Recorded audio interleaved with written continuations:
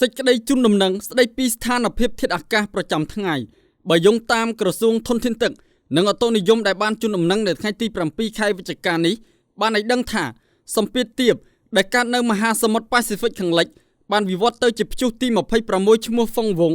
និងជាមួយព្យុះទី25ឈ្មោះកាមេហ្គីដែលមានទីតាំងនៅសមុទ្រចិនខាងត្បូងបានវិវត្តទៅជាព្យុះសង្ឃរានិងធ្វើឲ្យមានឥទ្ធិពលខ្លាំងលើរបបខ្យល់មូសុងអេសានដែលបក់លើសមុទ្រចិនខាងត្បូងអាងទន្លេមេគង្គសមុទ្រកម្ពុជាសមុទ្រអាណ្ដាម៉ាន់និងលើព្រះរាជាណាចក្រកម្ពុជាហើយព្រះរាជាណាចក្រកម្ពុជាដែលស្ថិតនៅក្បែរកន្លងផ្លូវដើររបស់ព្យុះទាំងពីរនេះទទួលរងឥទ្ធិពលកម្រិត 20% ដែលស្ថានភាពបែបនេះនឹងធ្វើឲ្យចាប់ពីថ្ងៃទី7ដល់ទី9ខែវិច្ឆិកាឆ្នាំ2025មានលក្ខណៈដូចតទៅតំបន់វាលទំនាបសីតុណ្ហភាពមធ្យមអបបរមា21អង្សាសេនិងសីតុណ្ហភាពមធ្យមអតិបរមា29អង្សាសេខ្យល់បក់ពីទិសឦសាននិងបូរមានល្បឿនមធ្យម4ម៉ែត្រក្នុង1វិនាទី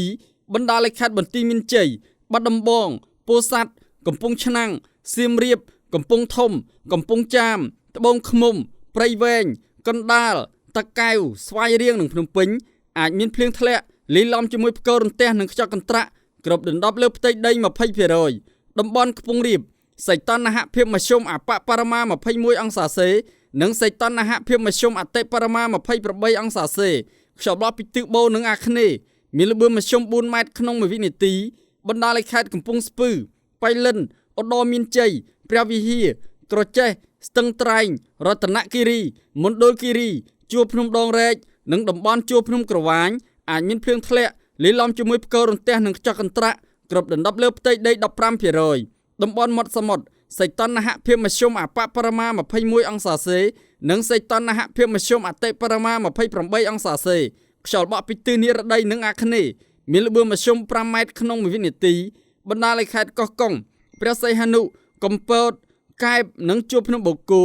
អាចមានភ្លៀងធ្លាក់លាយឡំជាមួយផ្គររន្ទះនិងខ្យល់កន្ត្រាក់គ្របដណ្ដប់លើផ្ទៃដី 25% រលកសមុទ្រមានកម្ពស់មធ្យមអបបរមា0ម៉ែត្រ50និងកម្ពស់មធ្យមអតិបរមា1ម៉ែត្រ75អាស្រ័យដូចបានជម្រាបជូនខាងលើសូមសាធារណជនទទួលជ្រាបជាព័ត៌មាន